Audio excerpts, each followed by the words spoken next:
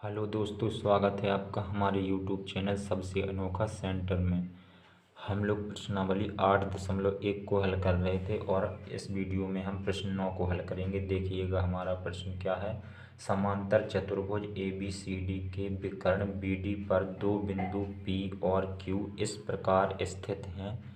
यहाँ तक देखिएगा क्या कहा जा रहा है कि हमारे पास में एक समांतर चतुर्भुज ABCD है। इसका जो विकर्ण BD है, इस पर दो बिंदु स्थित हैं, एक तो P और Q।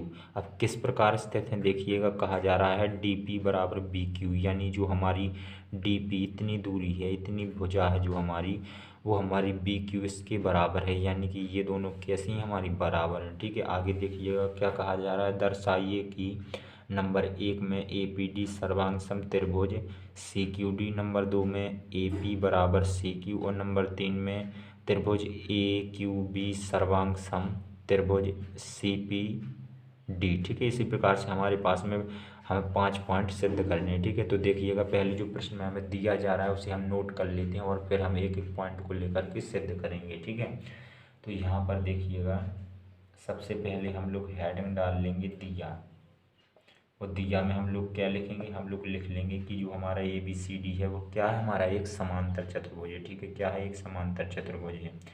तो यहाँ पर हम लोग लिख लेंगे ABCD एक समांतर चतुर्भुज है। और क्या दिया गया है, और दिया गया है हमें DP बराबर BQ, इसे भी लिख लेंगे, तथा DP बराबर BQ। ठीक है, अब जो हमें सिद्ध करना है तो हेडिंग डाल लेते हैं सिद्ध करना, और उसे भी लिख लेते हैं जो हमें सिद्ध करना है, सिद्ध करना। ये हमने हेडिंग डाल ली। हम सभी पॉइंटों को यहाँ पर उतार लेंगे, नोट कर लेंगे। फर्स्ट पॉइंट है हमारा त्रिभुज APD सर्वांग सम दिखाना है हमें त्रिभुज CQD के। ठीक है, और सेकंड पॉइंट क्या है हमारा, सेकंड पॉइंट में हमें AP बराबर CQ दिखाना है। थर्ड पॉइंट में हमें त्रिभुज AQB सर्वांग सम त्रिभुज CPD दिखाना है। चौथे पॉइंट में हमें AQ बराबर CP दिखाना है, AQ बराबर CP दिखाना है। और पांचवें पॉइंट में हमें क्या बोला गया है, APCQ एक समांतर चतुर्भुज सिद्ध करना है, समांतर चतुर्भुज है, ऐसा हमें सिद्ध करना है। ठीक है, तो देखिएगा यहाँ पर हम लोग हेडिंग डाल लेते हैं उपपत्ति, और यहाँ से हम लोग सिद्ध करना स्टार्ट करते हैं उपपत्ति।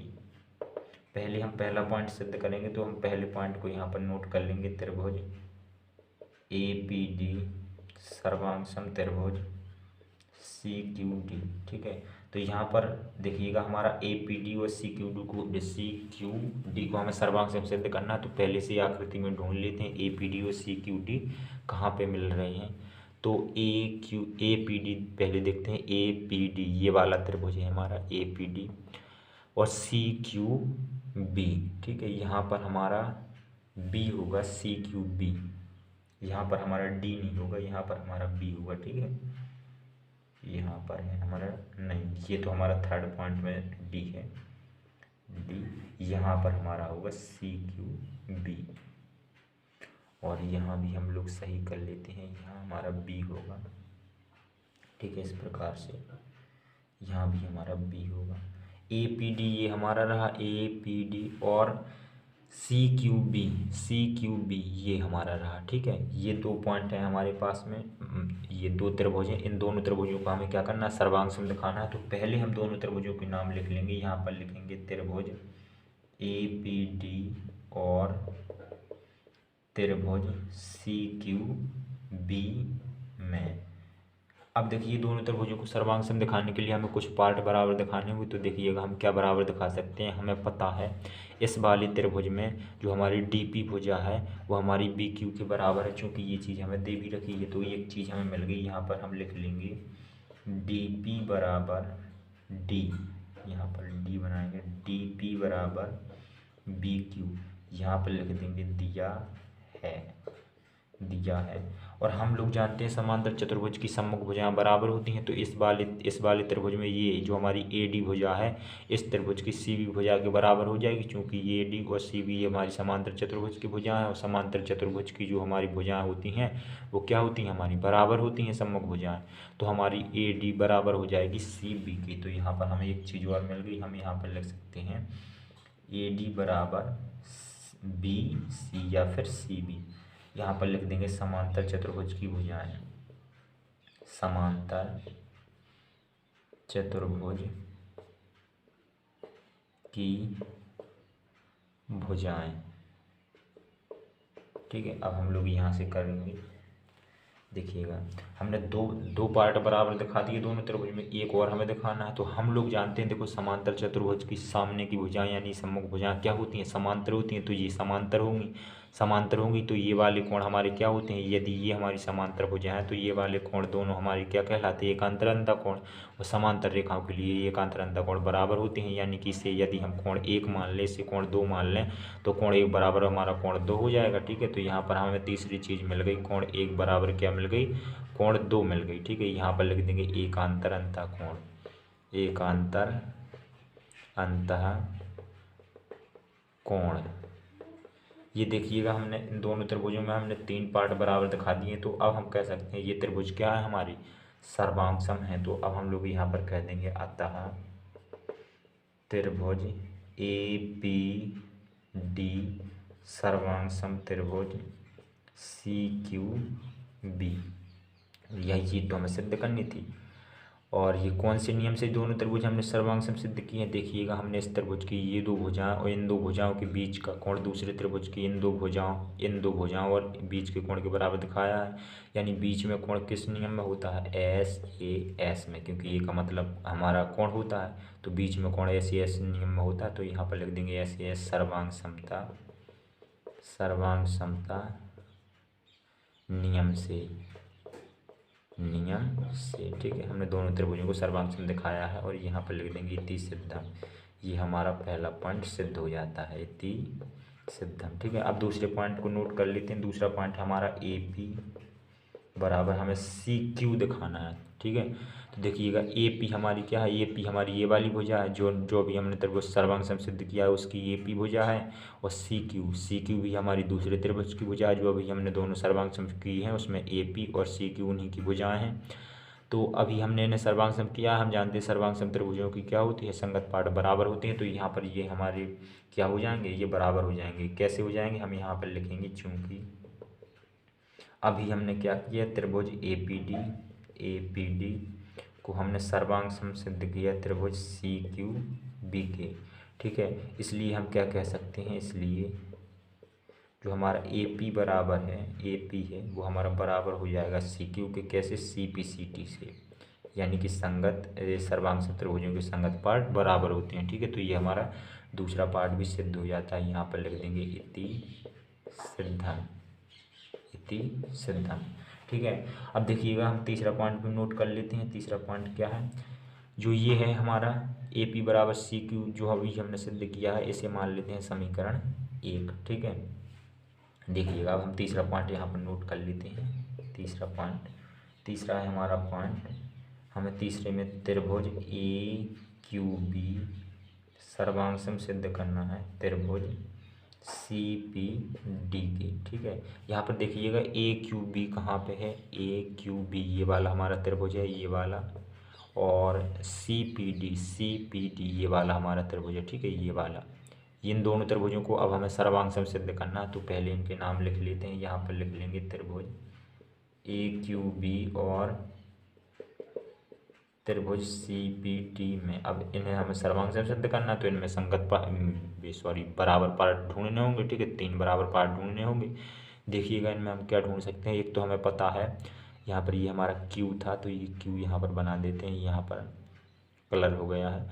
यहाँ पर हमें क्या पता है, डी पी बराबर हमें क्या पता है, बी क्यू पता है। जो हमारी डी पी है इस त्रिभुज की भुजा हो जाएगी, और जो हमारा बी क्यू है इस त्रिभुज की भुजा हो जाएगी। यही तो दो हमें सर्वांगसम दिखानी है। तो यहाँ पर हमें एक चीज़ मिल गई, क्या मिल गई हमें, डी पी बराबर क्या मिल गया, हमें मिल गया बी क्यू। और ये कहाँ से मिला, ये हमें दिया गया है, तो यहाँ पर लिख देंगे दिया है, पर क्या लिख देंगे, दिया है। दूसरी चीज़ हम क्या ढूंढ सकते हैं बराबर, अभी हमने आपको बताया था समांतर चतुर्भुज की सम्मुख भुजाएं बराबर होती हैं, तो ये हमारी सी डी किसके बराबर हो जाएगी, हमारी ए बी के बराबर हो जाएगी, या वी ए कह लो, ठीक है। सी डी हमारी किसके बराबर हो जाएगी, ए बी के बराबर हो जाएगी, तो यहाँ पर हम लोग लिख देंगे सी डी बराबर ए बी। और यहाँ पर लिख देंगे समांतर चतुर्भुज की भुजा, समांतर चतुर्भुज की भुजाएं, ये हमारी समांतर चतुर्भुज की भुजाएं, इसलिए हमने इन्हें क्या कि कर दिया बराबर। एक चीज़ और हमें देखनी है, तो अभी हमने आपको बताया कि समांतर चतुर्भुज की सम्मुख भुजाएं क्या होती हैं, समांतर होती हैं। तो ये दोनों भुजाएं हमारी क्या होंगी, समांतर भुजाएं होंगी, ठीक है। तो ये वाले कोण क्या होंगे, ये वाले कोण जो होंगे हमारे, ये एकांतरंता कोण होंगे। इसे मान लेते हैं कोण 3, इसे मान लेते हैं कोण 4, चूँकि अभी हम ए को 2 मान चुके हैं, तो अब इसके बाद में हमने 3 मान लिया इसे, और 4 मान लिया हमने, इस वाले कोण को 4 मान लिया, ठीक है। अभी हमारे कोण 3 और 4 कैसे हो जाएंगे, बराबर हो जाएंगे, क्योंकि ये एकांतरंत कोण है, समांतर रेखाओं के लिए एकांतरंत कोण बराबर होते हैं। तो यहाँ पर हमें एक चीज़ और मिल गई, कोण 3 बराबर मिल गया कोण 4, ठीक है। अब हमने 3 चीज़ बराबर दिखा दी, अब हम कह देंगे त्रिभुज ए क्यू बी सर्वांग सम त्रिभुज सी पी डी, ये हमारे सर्वांग समूह कौन से नियम से, हमने दो भुजाओं बीच का कोण, दूसरे त्रिभुज की दो भुजाओं बीच के कोण के बराबर दिखाया है। तो जो हमारा पहले जो हमारे त्रिभुज सर्वांग समूह थे जिस नियम से, उसी नियम से ये हो जाएंगे, क्योंकि बीच में कोण तो उसी नियम में होता है एस एस में, एस एस सर्वांग समता नियम से, ठीक है। इस प्रकार से हमने तीसरा पॉइंट भी सिद्ध कर लिया। अब यहाँ पर देखिएगा, अब हम चौथा पॉइंट यहाँ पर नोट कर लेते हैं। चौथा पॉइंट क्या है हमारा, चौथा पॉइंट है हमारा ए क्यू बराबर सी पी। ए क्यू क्या है, ए क्यू जो अभी हमने जो अभी हमने त्रिभुज सर्वांग किए हैं उसकी भुजा है। इसी प्रकार से जो हमारी सी पी है, सी पी भी हमारी क्या है, ये वाली सी पी, ये वाली भुजा, ये भी हमने अभी इस वाली त्रिभुज को भी हमने सर्वांग किया है। यानी ये सर्वांग त्रिभुजों के संगत पाठ और सर्वांग त्रिभुजों के संगत पाठ बराबर होते हैं। तो यहाँ पर हम लोग लिख देंगे, चूंकि अभी हमने क्या किया, त्रिभुज ए क्यू बी को सर्वांग सम दिखाया है त्रिभुज सी पी डी के, इसलिए हम कह सकते हैं, इसलिए हम कह सकते हैं जो हमारी ए क्यू है वो बराबर किसके होगी, सी पी के बराबर होगी। कैसे, हम लिख देंगे यहाँ पर सी पी सी टी से, ठीक है। इसे क्या मान लेंगे, इससे मान लेंगे हम समीकरण सेकंड, इसे माने थे समीकरण फर्स्ट, इसे मान लीजिए समीकरण सेकंड, ठीक है। अब देखिएगा जो हमारा पाँचवा पार्ट है उसे हम नोट नहीं करते हैं, क्योंकि अभी हमारे पास जगह नहीं है। तो हमें क्या सिद्ध करना है, ए पी सी क्यू एक समांतर चतुर्भुज सिद्ध करना है। हम जानते हैं समांतर चतुर्भुज की सम्मुख भुजाएं बराबर होती हैं।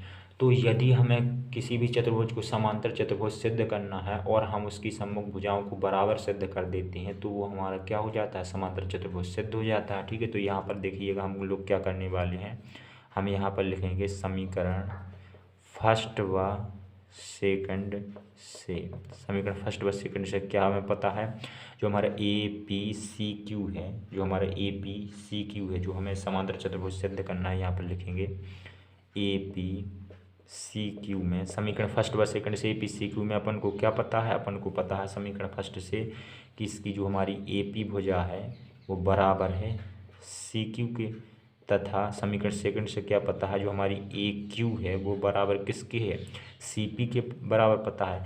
यानी कि इस चतुर्भुज की हमें सम्मुख भुजाएं पता है, ये दोनों बराबर हैं, ये दोनों बराबर, सम्मुख भुजाएं हमें बराबर पता है। और हम लोग जानते हैं जब किसी चतुर्भुज की सम्मुख भुजाएं बराबर हो जाती हैं तो वो एक समांतर चतुर्भुज हो जाता है। तो हम लोग लिख देंगे, अतः ए पी सी क्यू एक समांतर चतुर्भुज है। और ये हमारा इस प्रकार से पांचवा पॉइंट भी सिद्ध हो जाता है। यहाँ पर हम लोग लिख देंगे इति सिद्धम। जब हमारे पॉइंट सिद्ध हो जाते हैं तो उसके नीचे हम लोग लिख देते हैं इति सिद्धम, ठीक है। जहाँ भी हमने नहीं लिखा है वहाँ आप लोग लिखिएगा, ठीक है। तो इस प्रकार से हमारा 9वां सवाल कंप्लीट हो जाता है। चलिए मिलते हैं अगली वीडियो में, धन्यवाद।